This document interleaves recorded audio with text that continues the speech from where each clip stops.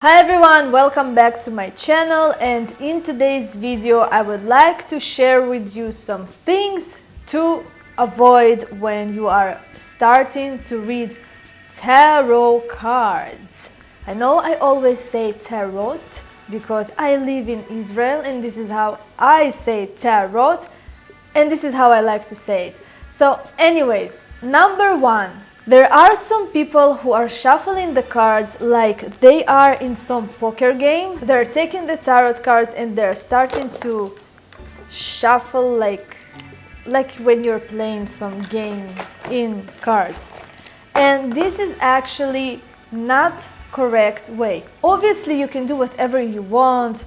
It's not that you will die from it, but there is a huge difference between playing cards and between fortune telling. Those are two different things, and it's not recommended to treat your tarot cards in that way. So don't shuffle the cards like they are some poker game. This is not correct way. You just need to shuffle them regularly like this. You don't need all this fancy schmancy poker shuffle. Anyways, why I'm saying this? Because as I said, there is a difference between fortune telling and playing cards, and the people who are shuffling the cards in that manner, they actually are not aware of what they are doing, because you really need to respect that esoteric system. If you are going to learn tarot cards or Lenormand cards or even fortune telling with playing cards, you really need to know how to treat your deck and your cards. They are not some playing tool, it's different.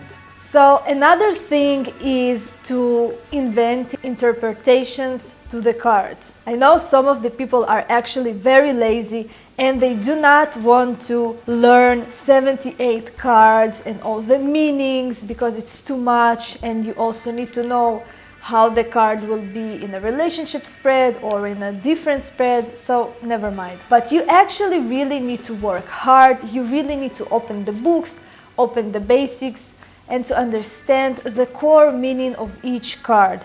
It is really important. There are some people who are just interpretate the card by the picture and what are you seeing there, and explain what are you feeling in that image. It is very nice, it's a divination tool, but the most important is to actually know the core archetype of the card. And then you can work with your intuition. Always learn the basics, understand the archetype of each card. And number three is tarot cards are not just cardboard with images. They are actually spirits. This is an esoteric magical system that is living and coexist with you.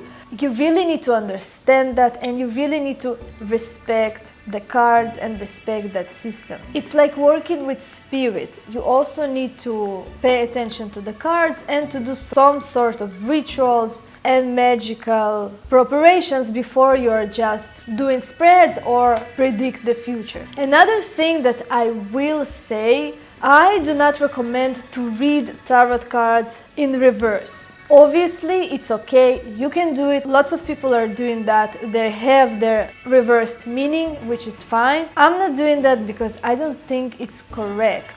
You don't read painting upside down. There is no need for this. You already have 78 cards. Why do you want to overwhelm yourself with another 78 reversed interpretations? So I don't think it's correct.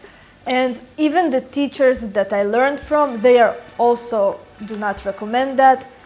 And there is no need for this. If you're doing good spreads, you actually do not need to read cards in reverse.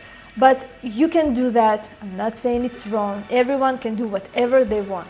This is just my perspective. Another thing is people who are actually denying the fact of witchcraft, of magic, of occult knowledge when they're starting to learn tarot.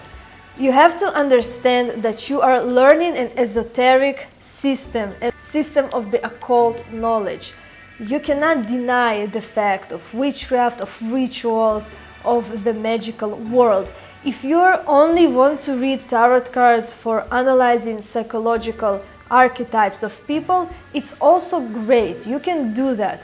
But they are more than that. This is a magical system. There are some people who really want to deny that fact, but this is how it is, and this is an esoteric knowledge. So if you're interested in learning the tarot, you really need to be very open-minded to other aspects of the occult world. Also, you have to understand that there is difference between playing cards and the tarot. They have different frequencies. The playing cards are more earthy, more demonic way of fortune telling, and the tarot cards are more high frequency. So you really need to understand that, and to understand that there is some differences between those fortune telling systems. And also, I will suggest for beginners, do not buy some really overloaded tarot that have overloaded pictures that you will not understand the meaning. If you're just starting to learn the tarot, you should really stick to the basics. You should really stick to the classics. So you have the Tarot de Marseille or the Rider-Waite Tarot.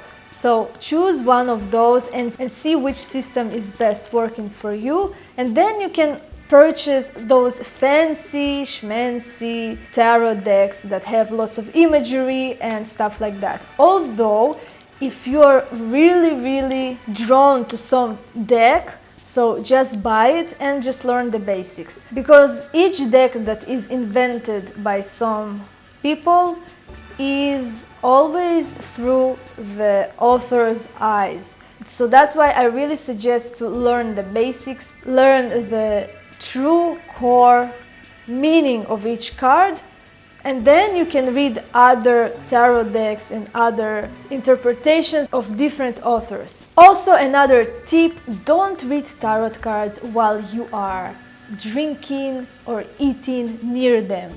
Only because something can happen, you can spill your coffee, you can spill your tea, and then your fancy, expensive tarot is basically ruined. Don't mix those two things when you are going to study or to practice or to read for your clients. Do that when you are in your sacred space with you, your table, and your tarot. Also, try to have different decks for different events.